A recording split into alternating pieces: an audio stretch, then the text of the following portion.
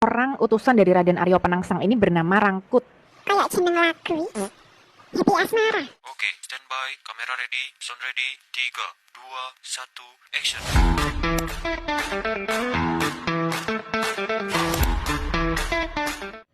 Hari ini aku berhijab karena tadi baru aja pulang dari demo di Trans Jogja.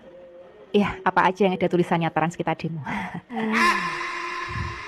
Menu MBG minggu ini adalah Madam Kalinyamat. Ini adalah novel tulisan Zainal Fanani, terbitan di Vapres tahun 2009 kalau nggak salah ya.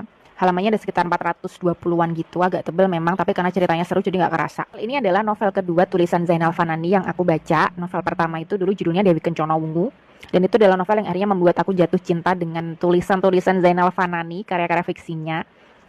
Karena memang seenak dan segampang itu untuk dipahami. Dan novel ini menceritakan tentang penggalan hidup dari Ratu Kalinyamat. Dia ini adalah salah satu tokoh perempuan di Jawa. Mungkin agak asing di telinga teman-teman ya. Namanya Ratu Kalinyamat. Dia ini adalah salah satu anak dari Sultan Trenggono, yaitu Sultan Demak ketiga kalau nggak salah. Nah, cerita di novel ini diawali oleh salah satu tokoh di Jawa juga bernama Raden Aryo Penangsang. Ini mungkin teman-teman nggak asing dengan nama ini ya. Raden Aryo Penangsang ini merupakan adipati Jipang. Jipang yaitu adalah daerah atau wilayah di bawah kekuasaan Demak. Nah, mungkin kita agak flashback dulu ke belakang. Jadi di masa lalu, ayah kandung dari Raden Aryo Penangsang, yaitu Pangeran Surawiyoto atau Sunan Surawiyoto, atau juga dikenal dengan Pangeran Sedo ing Lepen, pada saat itu diceritakan tewas. Dia tewas itu dibunuh oleh seseorang, di mana orang ini merupakan bayaran atau utusan dari Sunan Prawoto. Tujuan Sunan Prawoto pada saat itu untuk menghabisi nyawa dari Pangeran Surawiyoto ini adalah agar kepemimpinan Demak yang pada saat itu seharusnya diberikan kepada Pangeran Surawiyoto bisa jatuh di tangan Sultan Trenggono yang merupakan ayah kandung dari Sunan Prawoto sendiri. Dan kematian ayahandanya ini yang akhirnya menjadi pemicu Raden Aryo Penangsang membalaskan dendam kepada Sunan Prawoto. Dan di novel ini diceritakan Sunan Prawoto ini sudah menjabat sebagai Sultan Demak keempat. Dia meneruskan tahta kepemimpinan dari ayahnya yaitu Sultan Trenggono.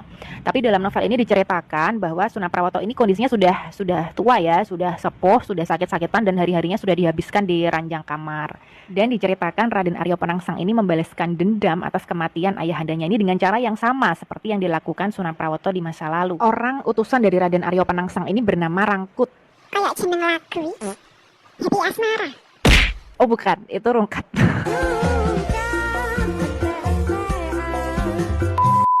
Diceritakan si Rangkut ini berhasil menyelinap di Kesultanan Demak dan berhasil membunuh Sunan Prawoto dan istrinya. Tapi sayangnya dalam eksekusi atau dalam tragedi itu, Rangkut ini juga akhirnya tewas juga karena dia sempat terkena lemparan senjata atau keris